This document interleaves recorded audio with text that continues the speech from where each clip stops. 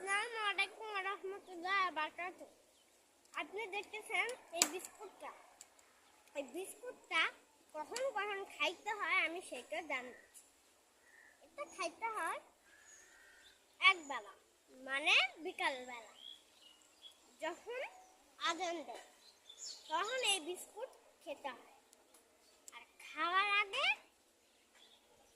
বিসমিল্লাহ বলে খাইতে হয়। আপনি যেহেতু এই বিস্কুট দেখেছেন, সঙ্গে আমি আপনাদেরকে আরো আরো পাঁচটি জিনিসও দেখাবো।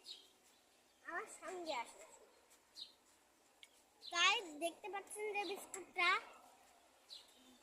আগে আপনারা পানি খাবেন, খেয়ে আপনারা যা কিছু করতে পারেন, কারণ আমাদের এটা স্বাস্থ্যবানের জন্য। তো বন্ধুরা,